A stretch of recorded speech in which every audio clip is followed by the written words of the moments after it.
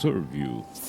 Pakinggan, panoorin, agaran in real time, o balikan sa pag-scroll up and down. Mga balitang dapat malaman, impormasyong tunay at napakikinabangan. Saan ka man, sa buong kapuluan. Babangon sa bagong sigla. Kababayan, kasama ang social media. Powered broadcaster ng bagong mamamayan.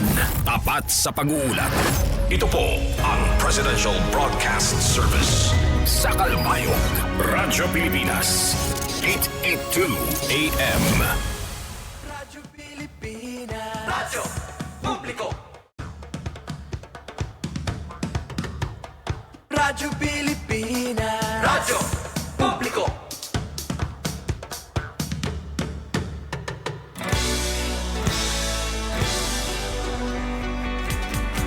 Mahalagang mga balita, napapanahong impormasyon. Kami ang inyong gabay pag may bagyo at sakuna. Serbisyo ng gobyerno kapag may nangangailangan. Mga proyekto ng Pangulo, damang-dama ang pagmamahal niya. Tulay ng mga hinaing, ang problema ng bayan ating lulutasin. Tulay sa himpapawid, tulay ng pagbabago. Radyo Pilipinas, Radyo Publiko ng bagong Pilipinas. Radyo Publiko, Radyo Pilipinas, Radyo Publiko ng bagong Pilipino. Mga proyekto ng Pangulo, damang-dama ang pagmamahal niya. Radyo Pilipinas, Radyo Publiko, ang boses ng Pangulo.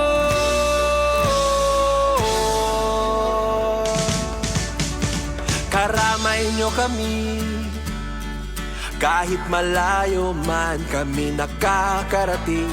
OFW magsasaka, buhay ay iba't iba, san mang lugar ng bansa natin. Tulay ng mga hinaing, ang problema ng bayan ating lulutasin. Tulay sa himpapawid, tulay ng pagbabago. Radyo Pilipinas, Radyo Publiko ng bagong Pilipinas. Radyo Publiko, Radyo Pilipinas, Radyo Publiko ng bagong Pilipino. Mga proyekto ng Pangulo, damang-dama ang pagmamahal niya. Radyo Pilipinas, Radyo Publiko, ang boses ng Pangulo. Radyo Publiko, Radyo Pilipinas, Radyo Publiko, Radyo Pilipinas.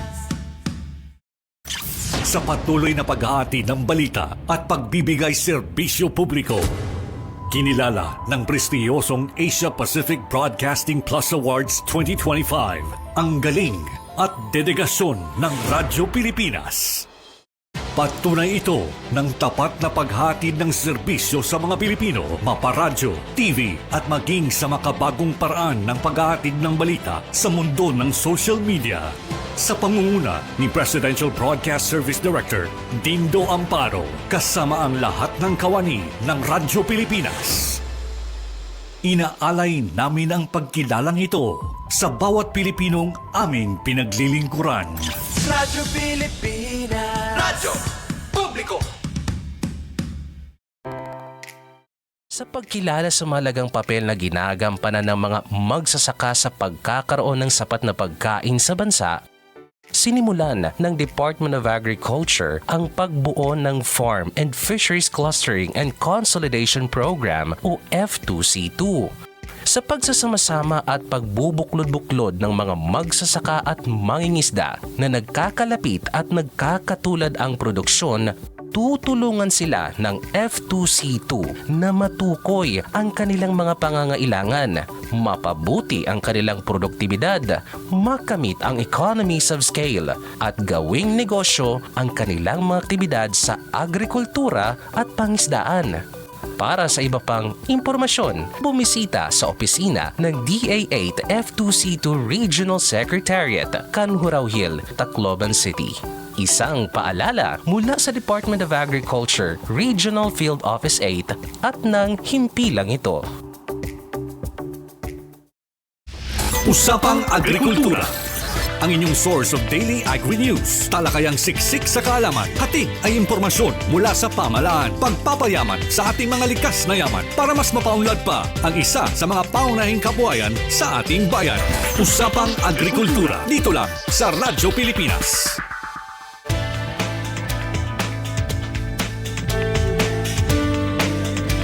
Oras naton mga ka-agri, 6 minutos na ang naglabay sa alas 5 san aga. Adlaw kita Viernes, Agosto 29, 2025, day 241 over 365 days.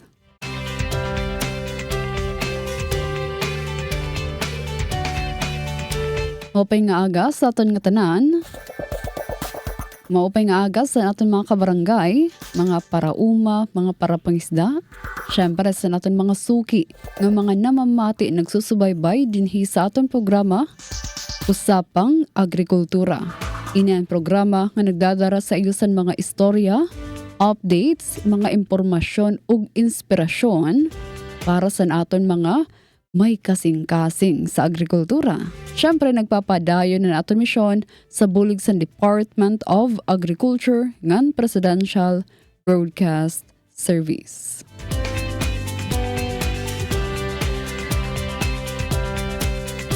Sa ngaran sa aton Acting Station Manager Hinaro Navalon, ako ang iyong makakaupod, Charmaine Perito Balvez, ngan sa ngaran sa aton Acting Station Manager gihapon, aton kaupod naman sa Master Control sa Israel Taro ng Engineer FMB. Okay, sa mga ka-agri, Friday na naman. Friday na. Hello sa naton mga ka-agri. So, pipira nala kaadlaw. Lunes actually, tigang na San Bermans. Mga kasangkayan? Karagsignon sini, mas magdadamo ang mga produkto sa aton mga merkado. Mas magiging busy na ang aton mga parauma, para pagisda syempre mas magiging bibo ang aton agrikultura.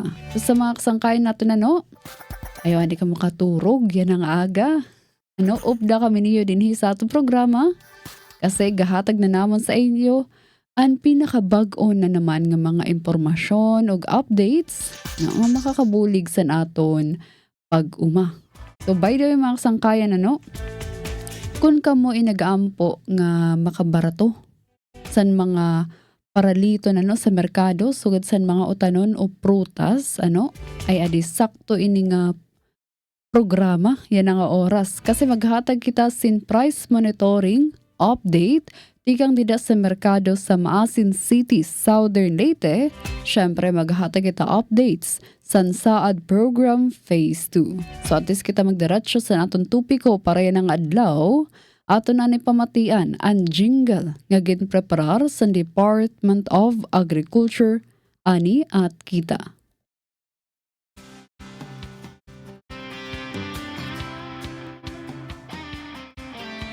Ito ng bagong pananaw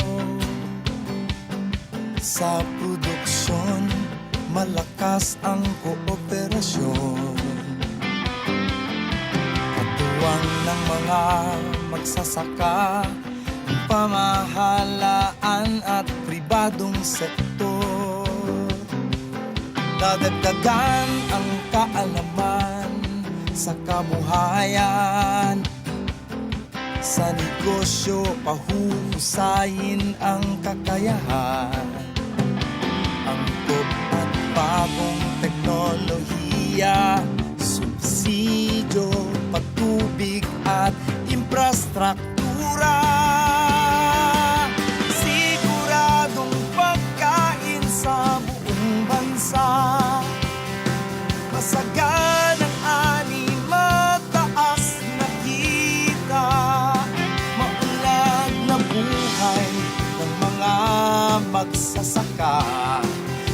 mga mangingisda.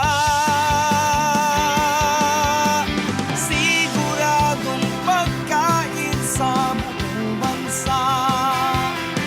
Masaganang ani, mataas na kita, maunlad na buhay ng mga magsasaka at mga mangingisda. Siguradong pagkain sa buong bansa. Masaganang ani, mataas na kita, maunlad na buhay ng mga magsasaka at mga mangingisda. Siguradong pagkain sa buong bansa. Siguradong pagkain sa buong bansa. Siguradong pagkain sa buong bansa. Siguradong pagkain sa buong bansa.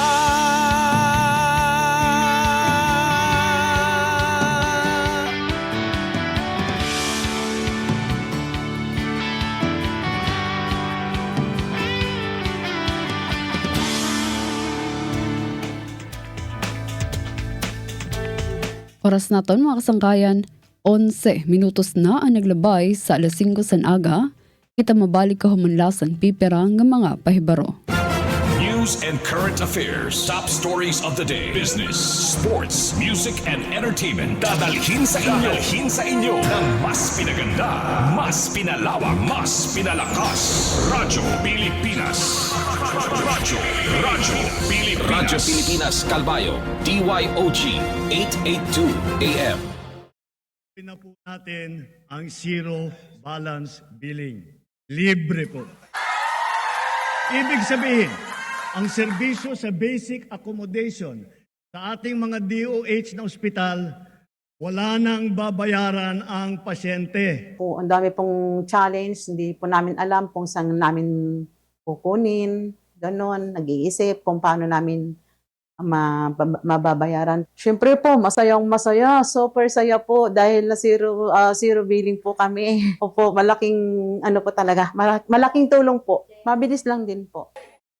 Bayad na ang bill ninyo. Uulitin ko, wala nang kailangan bayaran ng pasyente basta sa DOH Hospital dahil bayad na po ang bill ninyo. Naiyak ako kasi sobrang saya. Maraming salamat po, Mr. President Bongbong Marcos Jr.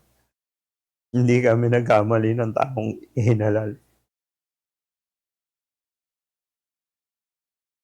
Akala ko dati, sobrang mahal ng tablets. Pero dahil sa ASEAN, halos zero na ang buwis sa tech imports. Kaya mas affordable na sa mga tulad kong estudyante. Sa digitized custom system ng ASEAN, mas mabilis dumating ang mga learning gadgets. Mas konti ang delay, mas marami ang matututunan.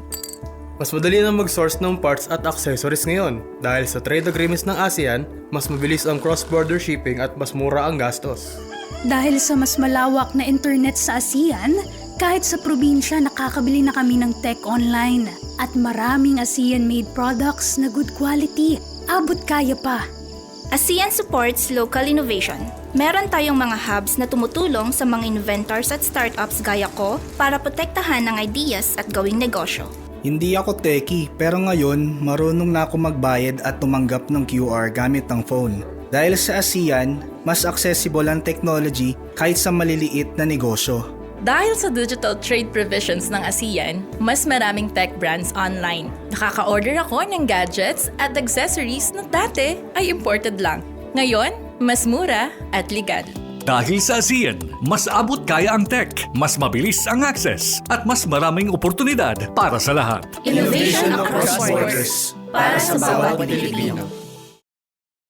Hatid ay balita, impormasyon at sari-saring kaalaman tungkol sa sektor ng agrikultura sa ating bayan. Usapang Agrikultura kasama ang Department of Agriculture. Alamin ang mga hakbang ng administrasyon para mas mapaunlad pa ang iba't ibang industriyang agrikultural at pakinggan ang mga proyektong handog sa mamamayan upang mapalago ang kanilang mga kabuhayan. Usapang Agrikultura, Lunes hanggang Biyernes, alas 5 ng umaga, dito lang sa Radyo Pilipinas.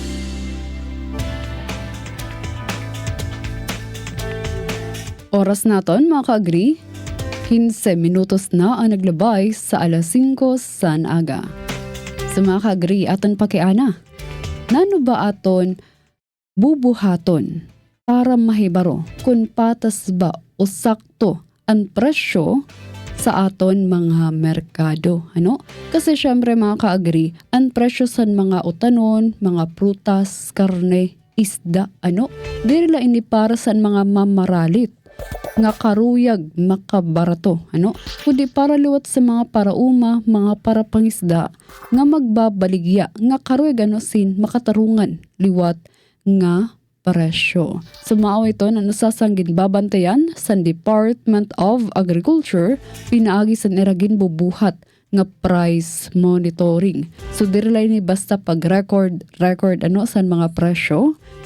Importante good nga mahibaruan naton kung hain ban barato, hain an mahal, ug nanan bubuhatan para maging patas ini nga presyo san usa nga merkado.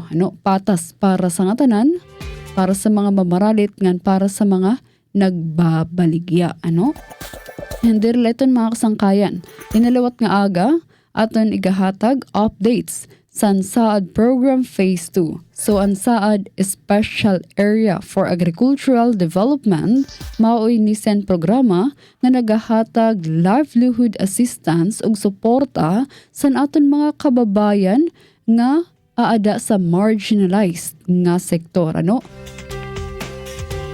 So ini nga programa mga kasangkayan, dirla ini basta-basta nga nagahatag sin mga inputs, kundi livelihood package para mas umuswag ang kinabuhi sa aton mga parauma ug mga parapangisda.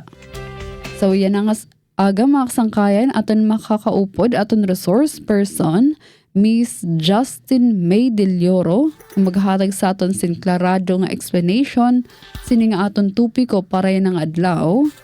Price monitoring sa Maasin City, Southern Leyte, sugaman updates sa Saad Program Phase 2. Aton pamatian hilingan ini nga aton audio-visual presentation. Ito ang kwento ng paglalakbay ng ating mga dakilang magsasaka. Sa mga nagdaang henerasyon, samot-saring suliranin na ang pinagdaanan ng mga magsasaka sa Silangan Visayas. Sa mga liblib na lugar, naroon sila. Matagal nang naghihintay ng pagbabago. At tumaman, wala pa kami buligyan taga saan. Ang mga utanong na tumapalit pa kami bugto. Ganun po, napapagal na lahat kamo pero kinakaya niyo. Nilalaban. Bis ma'am, ang bulo, mga dunot nganin, ang pala. Sala ng pala. Naging makuri ka. Bawat pagsubok na nalampasan ay patunay ng kanilang katatagan at pagsisikap.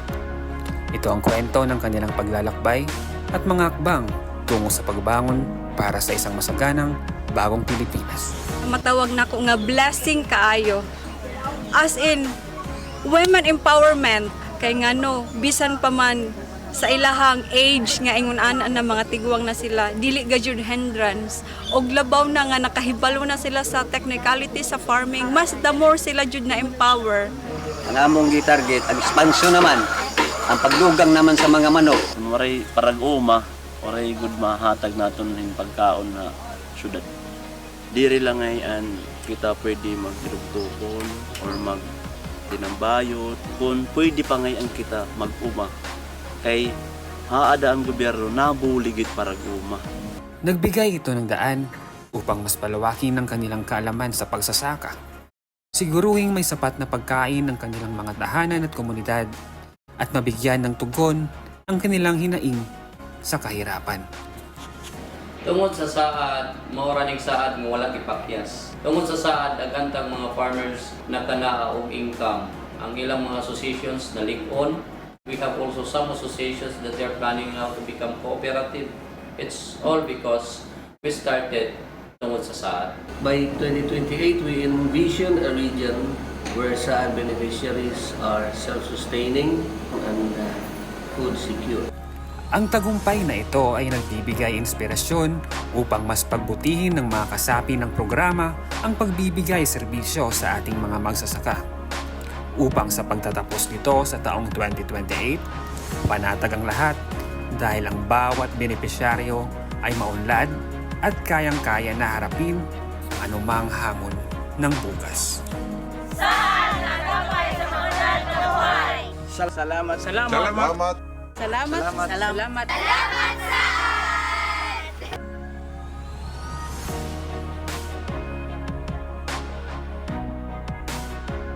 Maupay nga aga aton nga tanan labinahan aton mga listeners and viewers ang aton Farm Radio program nga Usapang Agrikultura. Ini ang mababatian ha Radyo Pilipinas, sugod kalbayog ngan Burungan, kada Lunes kutob Biyernes 5 a.m. kutob 6 a.m. Hinaot unta nga updan kami niyo naman ang pagsubaybay ang mga kargudugo han aton programa, han aton ahensya nga Department of Agriculture Regional Field Office 8. Yan nga hansakop nga usa ka oras. Ako ngay ampo, Justin May at Vincula Del Oro.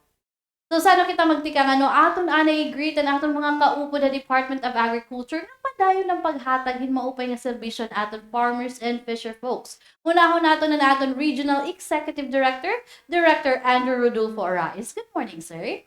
Kaupod gihapon ni an RTD for Operations, Sir Larry Sultad. Good morning, sir. Nga na naton ARD for Research and Regulation, Ma'am Jedeline Almeria. Good morning po.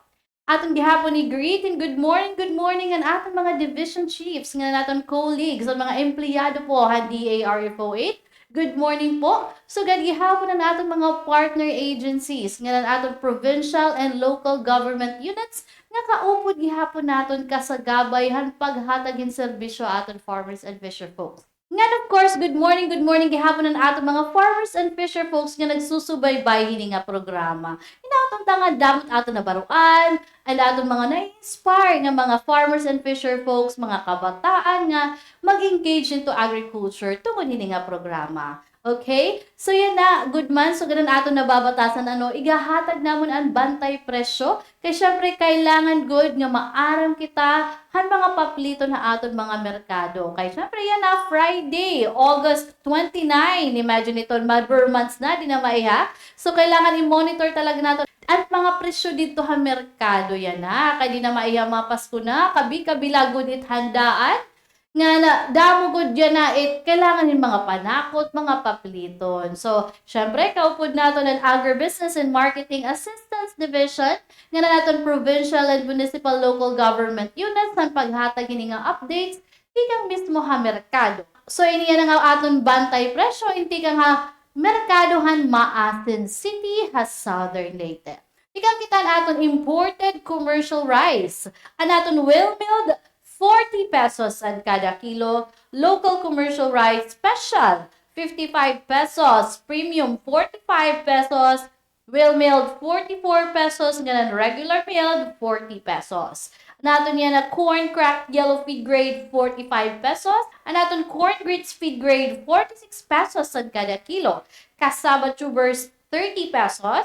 Sweet potato, 50 pesos. Naton yan ang mga isda naman, ang bangus na large 240 pesos, bangus na medium 220 pesos. Ang naton tilapia 200, galunggong 200, alumahan 200, salmon head 240. Ang naton sardines 100 pesos, squid 400 pesos, yellowfin tuna 260. Ang naton beef rump 420 pesos, ang naton beef brisket 350 pesos ang kada kilo. Nadaliwat kitahan all-time favorite nga chicken, ang dressed chicken yan na, 220 pesos. Ang natin mga chicken egg, an extra small 8 pesos, small 9 pesos, medium 9.50 pesos, large 10 pesos, extra large 10.50 pesos, nga ng jumbo 11 pesos. Ang natin liwat mga konsumidor na mahiligin utan nga da, ang natin utanon niya na, ang palaya, 100 pesos ang kada kilo. Sugad gihapon ang sitaw. Nganan Pechay Native, 100 pesos. Squash, 40 pesos ang kada kilo. Eggplant, 100 pesos. Tomato, 70 pesos. Cabbage, 100 pesos. Carrots, 120 pesos. Habichuelas, 140 pesos. Potato, 140 pesos. Pechay Baguio, 100 pesos. Chayote, 35 pesos. Ang aton broccoli, 300 pesos. Cauliflower, 300 pesos gihapon. Nga ang aton lettuce nga iceberg, 280 pesos. Sa naton liwatin na mga hangsod. An onion red, 160 pesos. Onion nga white, 180 pesos. Garlic, 180. Ginger, 180. Nga ng siling labuyo, 250 pesos. Naton liwatin na kalamansi, 80 pesos. Banana lakatan, 80 pesos. Banana latundan, 30 pesos. Banana saba, 25 pesos. Papaya, 60 pesos. Mango, 120 pesos. Avocado, 140 pesos. Pomelo, 120 pesos. Ngayon, watermelon, 60 pesos. At aton other basic commodities, ang sugar nga refined, 80 pesos. Sugar washed, 70 pesos. Sugar brown, 70 pesos. Ngayon, cooking oil, pound per liter, 115 pesos. So, amo po aton bantay presyo tikang hamerkaduhan, Maasin City, Southern Leyte. Again, ipapaalalahanan natin aton mga konsumidor nga iba-iba ang presyo hini kada merkado. Kaya syempre, iba-iba gihapon na ni ang giniragin ang katan. So syempre, madagihapon na natin mga vendors nga ato yan na merkado nga business good manira, medyo mapatong hinkaunti. Gatiliwat, diniliwat, masasakripisyo ang bursahan aton mga konsumidor. Okay, so again, damo-damo nga salamat po aton Agribusiness and Marketing Assistance Division nga na aton provincial and municipal local government units ang paghatag aton aton mga updated nga mga presyo ha iba't iba nga merkado ha rehiyon 8. So kung may mga pakiano pa kita, pwede po kita mag-visit. Follow, like, and share po ang Facebook and Department of Agriculture, Eastern Visayas. So ato po ito makikita po niyo dito ang mga updates, mga activities po han aton buhatan. Ngan may dito kanan bantay presyo nga post, may ada niya QR code nga kung diin pwede niyo i-scan para kang maka-receive hin text blast. So, di ba? So, kailangan good. Pero may kita updated ang aton mga pamresyuhan ng merkado. Kaya di na maiha magbe-bare months na. So, magbabudget na kita para Christmas. Kabi-kabi lang ang mga Christmas party. Sabayan pa hin iba pa nga party, birthdays, may patron, yan iba pa. Okay, so, ang putan natin updates sa aton bantay presyo. Nga diliwat kitahan aton updates. Tika ha? DA Special Area for Agricultural Development Program Phase 2 o kung saan. So yun naliwatan nun aton igsusumat, maupay gud ini nga sumat iya kay inspirational gud talaga. Tikang iniha Biliran Province naton. So ha Almeria Biliran po inihiya an aton Pili Farmers Association. O kung sisaring pa nga PIFA. So imagine hiragintagan hirahan Department of Agriculture hinsinisari nga Integrated Ginger and Egg Production Project. Tika po iniha DA SAAD Program Phase 2. So naka-record po hirahin tumataginting nga 412,246 pesos ang ira income po. Ang ira gross sales tikang January to June 2025. Imagine ito. Congratulations po, PIVA. So, inihira talaga, gin-launch inihira, nagtikang inihira, last year lagi hapon. So, 2024 po inihira nagtikang. Nagintagan hirahan sa ad program in 469 egg-laying hens or ready-to-lay chickens. Poultry house, feeds, ng technical training. Inihira nga mga farmers in 22 inihira nga mga farmers nga tikang hapili. Farmers Association, Han Almeria, Biliran. So, ira talaga inin panuyuan talaga. Kaupo na natin sa program nga mapaurusapan ira kinabuhi ang panuyuan talaga hansad nga ma-empower aton mga farmers pinaagihan agriculture para gihapon magkaadahiran sustainable livelihood. So, amo po ni RTL ang solusyon para ira problemahan low income. Imagine, from January to June 2025, nagkaadayrahin income nga 412,246. That's almost 500,000 pesos in just 6 months. Wow, di ba? Congratulations po, PIFA. Sana po mas mapaupay pa niyo, mas magkugi pa kamo para liwat sunod po tampag niyo sa iyo 1 million sobra na, di ba? Okay, so according Hanira Association President, Ma'am Helen Montes, nga irahalin nga 412,000 pesos, dako ini nga bulig ira mga membro, labinahan paghataghan adlaw-adlaw nga mga panginahanglan nira, haira poultry nga naira gihapon mga tag sa mga panimalay. Yes, kay syempre amo gud talaga ang panuyuan sa program nga diri la mabuligan ang aton mga Farmers Association kundi gihapon kaupo din nga haw ang ira tag sa nga pamilya, di ba? So nakakatuwa, nakakalipay pag news sugad hini nga nakita kami nga may progress ang ginhataghan Department of Agriculture Special Area for Agricultural Development Program Phase 2 iyo. So damo-damo nga salamat kay iyo po inigin pakaupay nga amon project. Nandiri gud lang nakapaupay, hinigitan pa niyo. Imagine for in just 6 months naka-earn ka mo 500,000. So what more ito pwede pa mahimo in the next 6 months, in the next few years, diba? So, ang portion ini nga income gin-divide nira para liwatan mga farmers, ang mga nga 22 members nira nga nanibaliwat para liwatan ira maintenance cost and anira future expansion pahan ira poultry farm. Syempre kasi kailangan good man. Gintutod dahil nira magkaadahin business mind setting. So ikaupod kasi talaga ini ato training, ato marketing assistance and development enterprise training na dapat maparuling pa inihiya nga kwartas. Hindi rin ito one time big time na ira pag-spend hini, kailangan magtirok liwat hira para nga haliwat han susunod pa nga panahon. So di ba? So nagmanifest liwat ini na pamatuod liwat ini han PIFA kay nagkaada hira in additional 200 heads of RTL ready-to-lay chicken para mas mapadamo pa ang production ng egg sa ira komunidad. So nagkakantida din ni 102,000 pesos para ma-sustain ang ira livelihood. Wow, congratulations.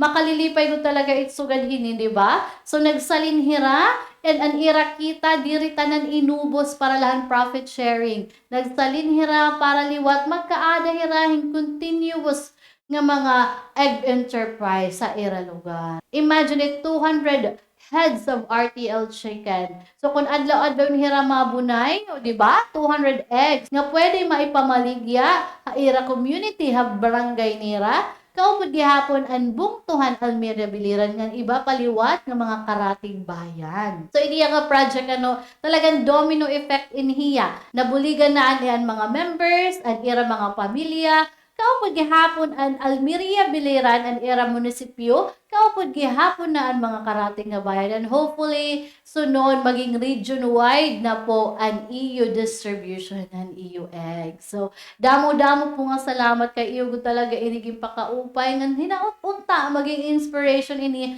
haibulit nga mga asosasyon nga nagtitikang pala din na sa ad program. 'Di ba? Nga makita niyo nga talaga basta la may pagburubligay nga maupay ang pagplano, may financial management, may pagburubligayan kadag tagsa, nga may adagihapon marketing strategy, talagang mag-uupay ang aton project. So damo-damo po nga salamat, tikang po Special Area for Agricultural Development Program Phase 2, damo nga salamat nga sana pakaupayon pa niyo ito niya nga project, nga sunod nga pagbisita namon nga to, makita namon nga sobra milyon na po ang iyo income, di ba? So, ayan. Thank you so much po. And ako po aton update nga aga. Sana po na-inspire nga daan iba pa nga mga aton association nga mag-venture gihapon into egg business, egg enterprise kay dako talaga po it income hini. And makikita ko din impact dayon na aton community, di ba? So, ayan. Ako ngayon po hi Justin May Advincula del Oro. Salamat po han pagupuna amon ng sakuban usa ka oras. Hini nga atong programa nga Usapang Agrikultura. Maupay nga aga.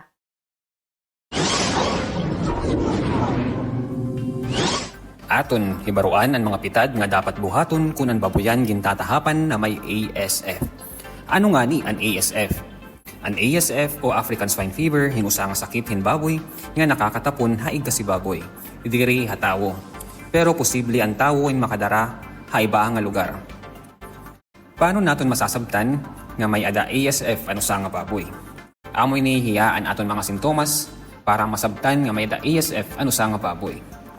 Hataasan hiranat, nanluluya, waray gana kumaon, nanlalapa ka, nagsisinuka, nag-iinuro-uro, napupunitan ang burod nga baboy, tigdaay nga namamatay, nang ginkukurian pag ginhawa. Anon aton dapat buhaton? Una, ipaeksamin dayon ang mga binuhi nga baboy. Kung ginuusa nga nasakit ang imo binuhi nga baboy, isumat dayon ini ha municipal, city, provincial veterinary office ug agricultural office ha iyo lugar. Pakigsumpayan ha BAI Animal Disease Diagnosis and Reference Laboratory o ha pinakahirani nga Regional Animal Disease Diagnostic Laboratory para makuhaan hin sample nga masabtan kung ano nga sakit ang nakatapon ha baboy. Dapat naton ini i-quarantine ano sa nga lugar. Samtang naghuhulat ang resulta, dumao pa iyo municipal, city, provincial veterinary office ug agriculture office para mabuligan na diri na magsarang ini nga sakit. Igindidiri ang pagbaligyahan karnet tikang hababoy na may sakit nganhan paghimo hini nga processed meat, sugadan tosino, hamon, hotdog, longganisa ngan iba pa. Paano naton mapupugngan makatapon ini nga sakit? Kung nakumpirma nga ASF ang sakit, pakigsumpayan ang mga gintutuinan para pagpatuman han mga balaod nga magpupugong paglarab hini nga sakit. Upod an saktong makatawo nga pamaagi ha pagpatay han baboy nga may sakit, limpyuhan ngan igdisinfect ang tangkal, mga gamit upod an palibot hini, iglubong ha hilarong nga buho ang mga namatay na baboy ngan butangan ini hin disinfectant bag-o takpan. Ayaw iglabog ang mga patay na baboy hasalog para diri magsarang ini nga sakit. Paano naton mapupuypuy ang ASF? Una, magpakaon ha mga binuhi nga baboy hinsakto nga tubong o feeds, ayaw pagtubong hinsagmaw. Ikadua, himuon permi nga malimpyo ang babuyan, tangkal, budega nga nandibong hini, upod ang mga sarakyan na gagamit. Ikatulo, magbutang hin foot bath nga disinfectant ha babuyan. Kaupat, iglubong hinsakto ang mga nagkamatay na baboy, upod ang mga baya hini, magsulot hin personal protective equipment o PPE, sugad han butas, guantes, ngan iba pa. Ikalima, ipasabot dayon ha City Municipal Agriculture Office o ga Provincial Veterinary Office kung ang binuhi nga baboy may ada sakit o tigda nagkamatay. Ini hindi pira lang nga painumdum tikang nga Department of Agriculture Rion 8. Damo nga salamat.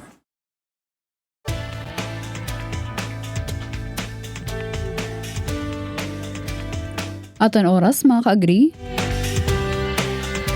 22 minutos na laan nagpapabilin antis mag-alasay san aga. So grabe no, kopay sa aton audio-visual presentation, AVP nga nahilngan nga nabatian, no? Klaro gud nga ang price monitoring, dirla ini basta nga paglista san mga presyo sa mga papel. Kundi para gud masiguro ang patas nga presyo para sa nga tanan, para sa naton mga parauma, para pangisda, ano, mga nagbabaligya. Sugad man, patas nga presyo sa mga mamaralit. So imagine niyo mga kasangkayan, mga ka-agree, kung mahal ang pagpresyo sa merkado, malulugi ang aton mga mamaralit.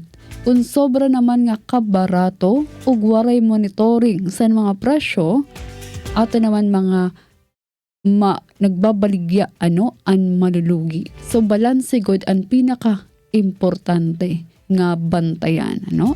Syempre, nagkamadalat kita updates sa Saad Program Phase 2. So ang testimonya nga aton nakitaan, nagpamatuod nga kuntagan sinhusto nga suporta an aton mga marginalized nga mga farmers o fisher folk, kaya nira makatindog sa era kalugaringon ug kaya mahimo nga produktibo nga miyembro sa aton komunidad, ano?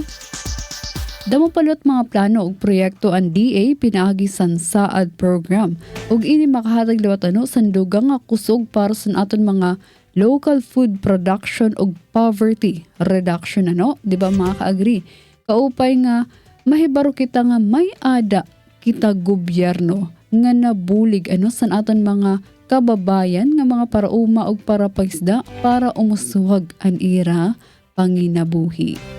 So kung kamo naman interesado pa sining aton price monitoring sugad man saad program phase 2 updates, pwede kita pumakadto makikoordinate sa aton kadatag sa nga DA offices sa aton lugar, okay? Base kitain mahibaro dugang pa nga impormasyon sini nga aton tupiko para yana nga adlaw. Okay, oras naton 20 minutos na lang nagpapabilin antis mag-alas 6 ng aga, kita mabalik ka humanlasan pipera ng mga pahibaro.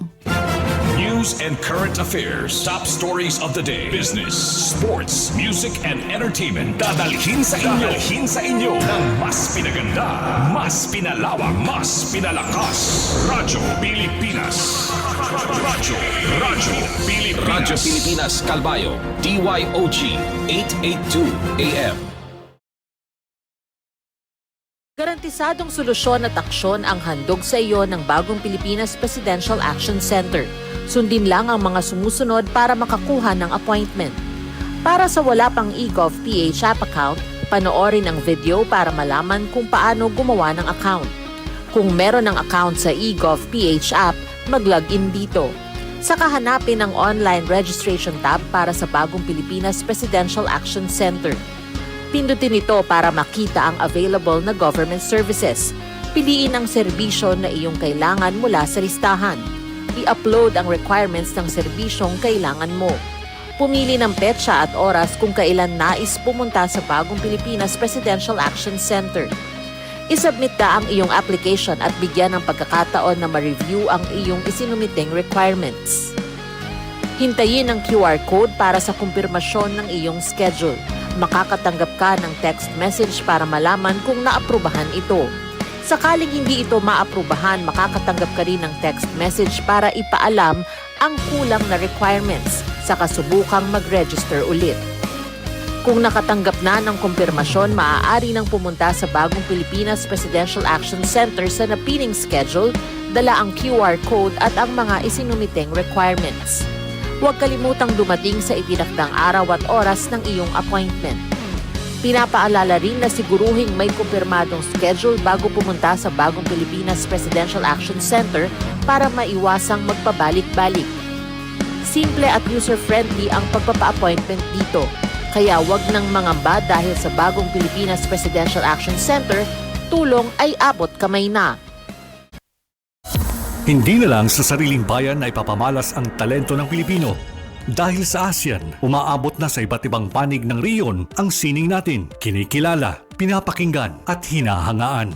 Alam mo ba, mas marami na ang Filipino artist na naipapakita ang kanilang obra sa buong Southeast Asia dahil sa ASEAN. I can't wait for ASEAN to create more programs that will encourage collaboration. I think what would be nice is meeting the past participants. ASEAN would be open to residencies not just for artists but also to writers, to art critics, to curators, to other cultural workers. Sa ASEAN Artist Residency Program, ilang Pilipino na ang napiling lumikha ng sining sa Jakarta, Indonesia at ang kanilang likha bahagi na ngayon ng permanent collection ng ASEAN Gallery. Mayroon ding Connect ASEAN, isang art exchange program na gumagamit ng online at on-site exhibits sa mga palabas sa Manila, Jakarta at Busan. Tampok ang mga likha ng Filipino artist sa harap ng libu-libong manonood. At nitong 2024, tampok rin ang galing ng mga Filipino graphic artist sa ASEAN Graphic Arts Exhibition sa Vietnam, kasama ang higit 150 likha mula sa buong ASEAN.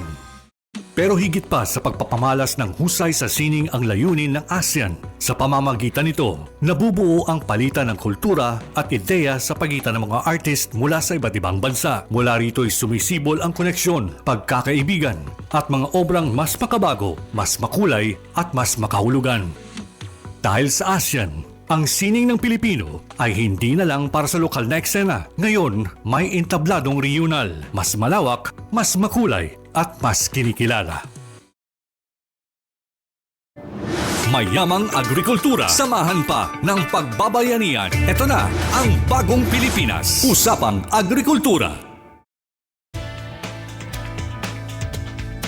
Oras naton mga kasangkayan.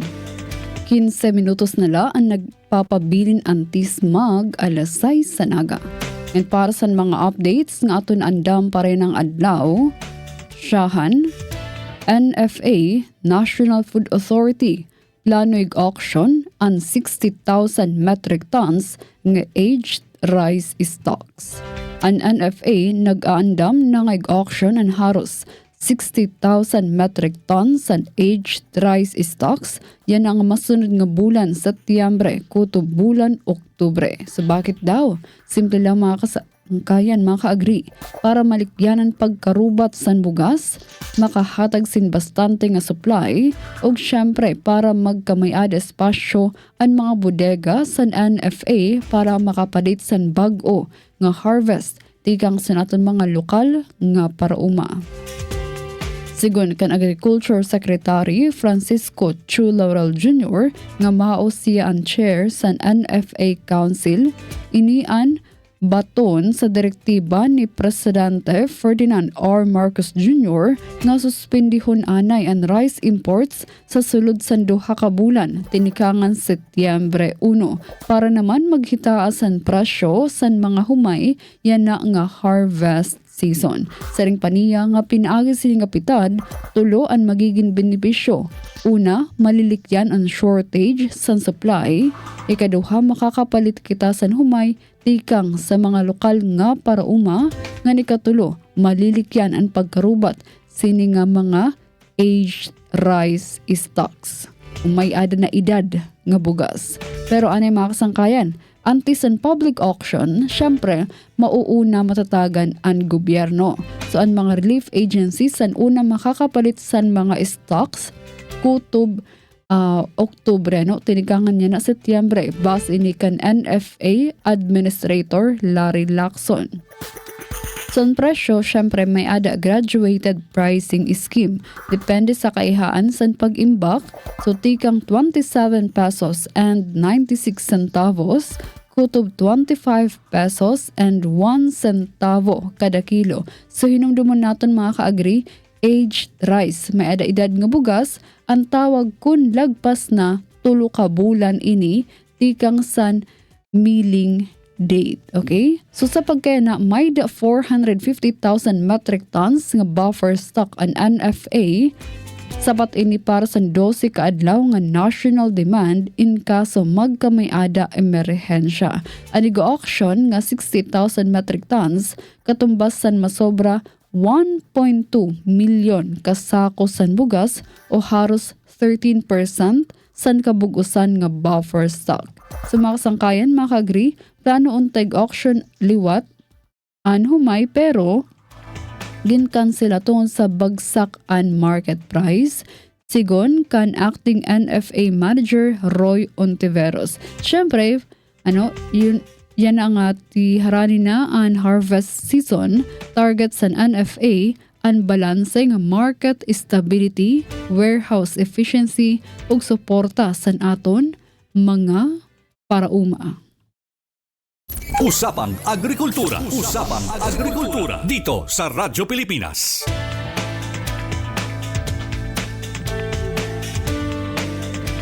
Ngayon sa ato nagaduha nga update, mga kasangkayan, mga ka-agree, samtangan iba nga nasud in todo sa pag-import san gatas, kita din sa Pilipinas, damo kita sin supply.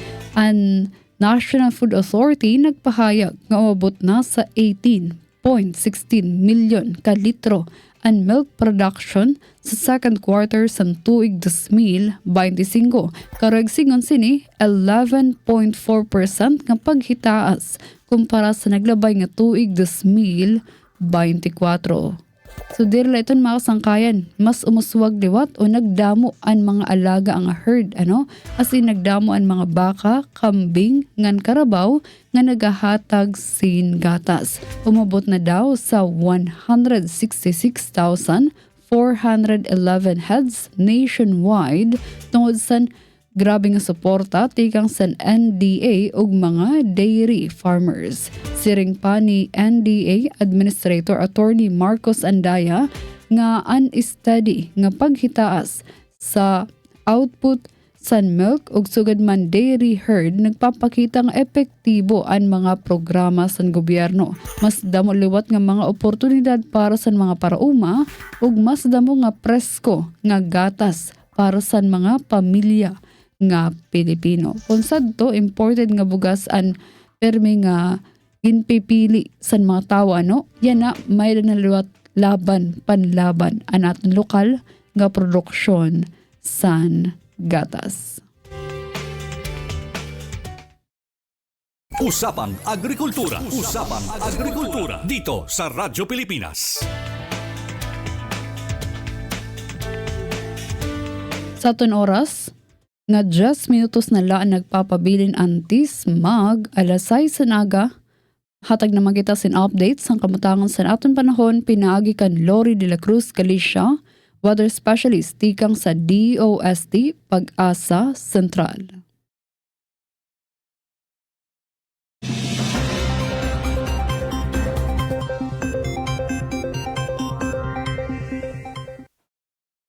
Magandang umaga, Pilipinas. Narito ang latest sa lagay po ng ating panahon.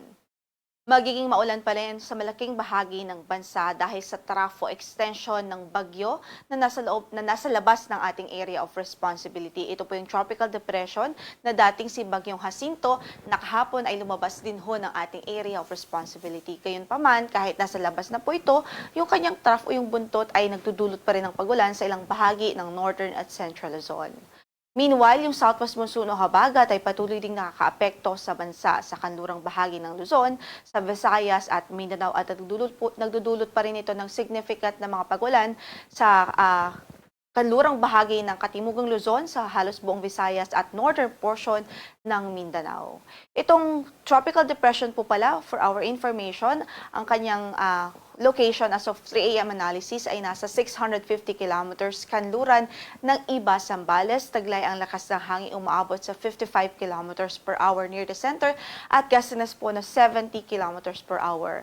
Ang kanyang pagkilos ay pakanluran. Medyo mabagal lamang po ito, 15 kilometers per hour. Pero sa nakikita po nating outlook ay papalayo naman na po ito ng ating area of responsibility. Tuluyang papalayo pa ng ating PAR at sa kasalukuyan ang kanyang mga epekto, yung trough niya ay nagdudulot ng mga pag-ulan, pero in terms of hangin ay wala po itong any effects sa anumang bahagi ng ating landmass. Gayunpaman, patuloy po tayong magantabay sa magiging update ng Pag-asa ukol dito sa weather disturbance as long as nasa loob po siya ng ating tropical cyclone information domain.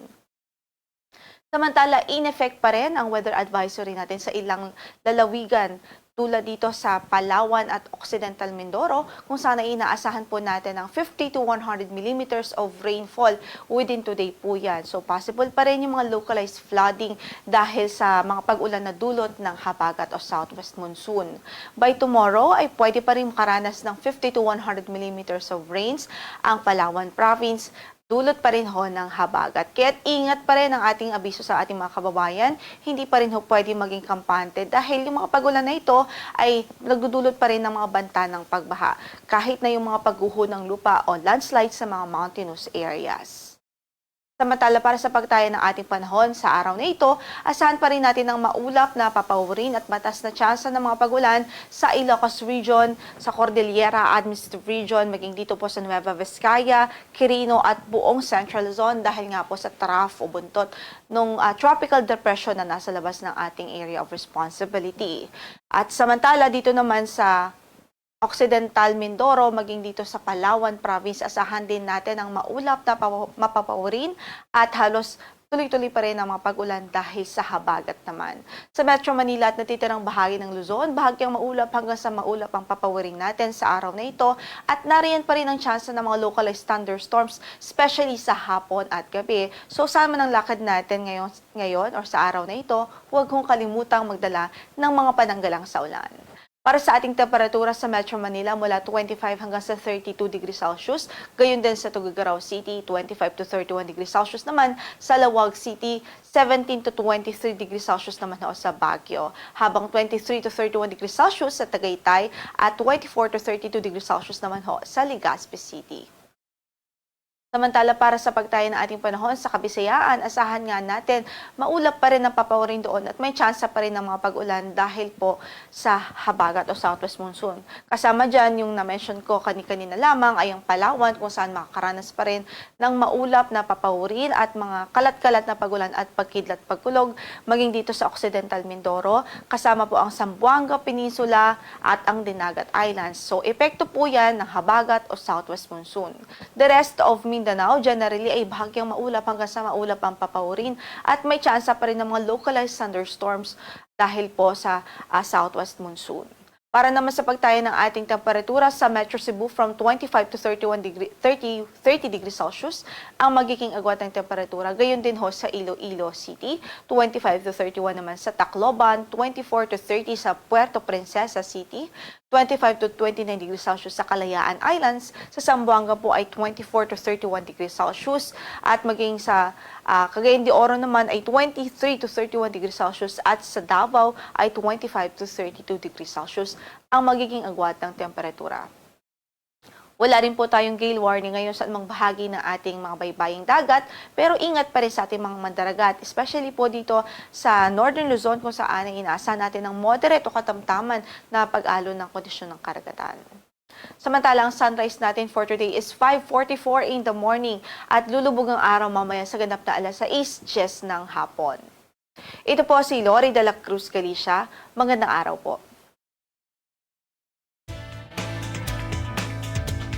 Thank you, Ma'am Lori de la Cruz Galicia, Weather Specialist, tigang sa DOST Pag-asa Sentral, para paghatag sa aton sa updates ng kamuntangan sa panahon para na adlaw Viernes. Oras naton, 4 minutos na laan nagpapabilin antis mag alas 6 ang aga. That's all for today. Otro damang salamat sa inyong pagpamating at pagtambong sa natong programa, Usapang Agrikultura.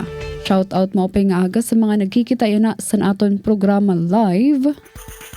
Good morning, Franz Navarrete Probe, Irish Nicole, Rachel Garciso Taladro, Victor Digia Droha, Rom Navales Tugunon, Orlando Buboy, Tangaran Canoto, Renoboy Jr.,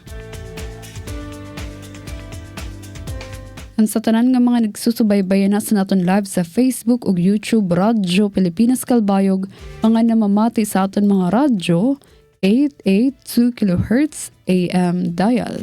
Nakaupod naton sa Master Control Sara Israel Taro ngan Engineer FMB ngan sangaran san aton Acting Station Manager Hinaro Navalon.